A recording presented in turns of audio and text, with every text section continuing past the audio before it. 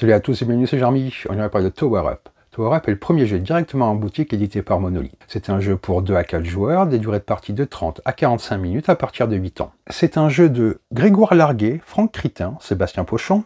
Il est illustré par Nadège Caligari, Laurent Escoffier et Geoffrey Steporenko. C'est un jeu stratégique dont le but du jeu est de construire la tour la plus haute et la plus rentable possible en optimisant chaque étage. Si vous aimez les défis stratégiques et le développement urbain, vous allez adorer ce jeu. Prêt à devenir le plus grand architecte? Allez, on va voir comment ça se passe. Et on se retrouve avec le matériel. Donc là, j'ai mis le plateau sur sa face 2 joueurs. Il y a également de l'autre côté une face pour 3 et 4 joueurs. Je l'ai mis sur la face 2 joueurs que vous voyez aisément tout le matériel. Pour la mise en place, vous mettez donc le plateau au centre de la table, sur la face en fonction du nombre de joueurs, puis vous mettez le conteneur à portée de tous les joueurs. Vous mélangez les cartes stock et vous révélez les 3 premières. C'est ce qu'on va appeler le marché.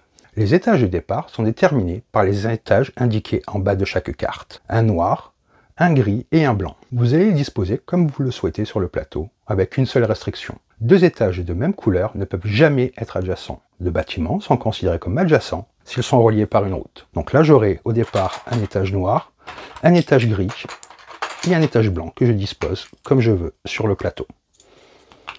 Ici, je ne pourrais pas mettre d'étage blanc par exemple. Pour votre première partie, utilisez les cartes objectifs avec un S. Pour les parties suivantes, tirez au hasard 3 cartes parmi les 10 disponibles et placez les différents jetons en respectant la forme et le chiffre qu'il y a. Pour 3 joueurs, un des jetons de plus faible valeur ne sera pas utilisé. Pour 2 joueurs, il n'y a que des jetons de valeur 7 et de valeur 3. Chaque joueur va ensuite prendre un plateau joueur de la couleur de son choix. Vous prenez un ensemble de véhicules que vous disposez comme ceci, c'est indiqué sur le plateau. Prenez également les 10 toits de votre couleur ainsi que le cône.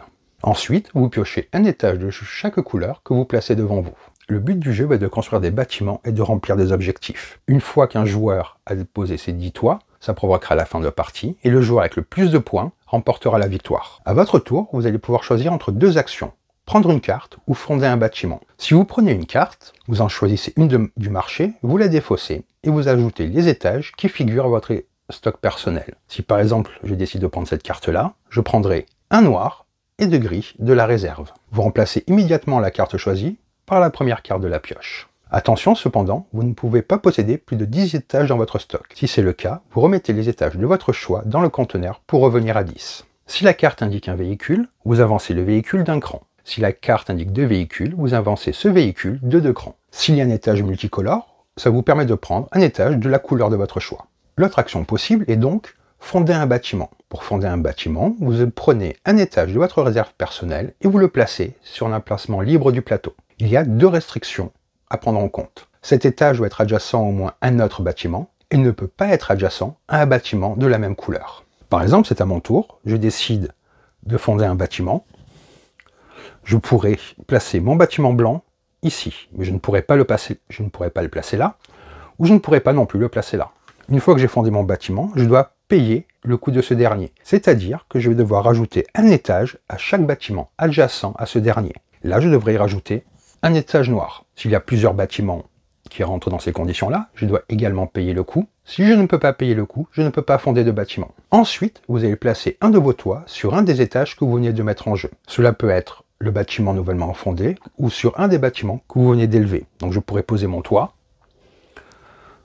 sur celui-ci si j'avais envie, et également sur celui-là. Une fois votre toit placé, vous avancez votre véhicule de la couleur du bâtiment, d'autant de crans que la hauteur actuelle du bâtiment. Là c'est un blanc, il a un seul niveau, j'avancerai mon véhicule blanc d'un niveau. Si par exemple le bâtiment avait 3 niveaux, j'avancerai de 3 crans. Il est également permis de recouvrir un toit déjà présent. Un même joueur, par exemple ici, je pourrais, lors d'un prochain tour, ou un adversaire, pourrait poser un étage là-dessus. Et rien n'empêche à un même joueur d'être plusieurs fois présent sur un même bâtiment.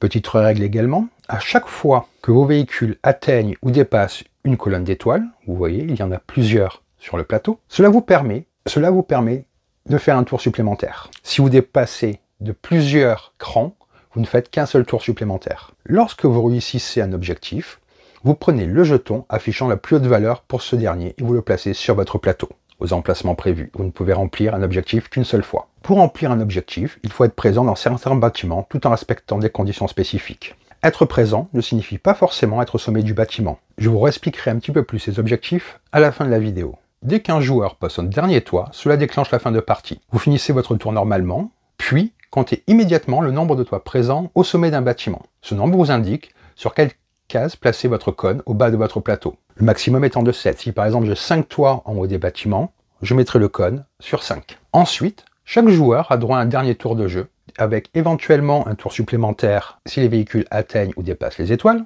Les adversaires placeront également leur cône en fonction du nombre de toits apparents. Lorsque vous avez fini, vous allez additionner où en sont les différents véhicules pour marquer des points, la place de votre cône, ainsi que les objectifs que vous avez remplis. Vous additionnez le tout, et celui qui a le plus de points remporte la partie. Je vais vous redire brièvement comment se passe un tour de jeu.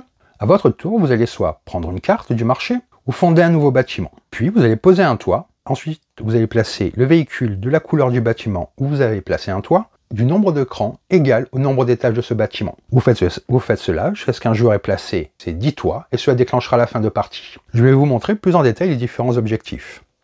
Être présent dans les 4 couleurs de bâtiments, être présent dans 4 bâtiments situés dans un parc, être présent dans les 5 quartiers, être présent dans 4 bâtiments différents situés au bord d'un lac, être présent dans 5 bâtiments adjacents, et vous voyez ainsi de suite, vous avez différents objectifs qui sont expliqués à la fin du livret de règles. Donc voilà pour cette vidéo de Tower Up, j'espère que cela vous en a plus appris sur le jeu. Si cette vidéo vous a plu, n'hésitez pas à vous abonner et à laisser un commentaire. Sur ce, je vous dis bonne partie et bon jeu!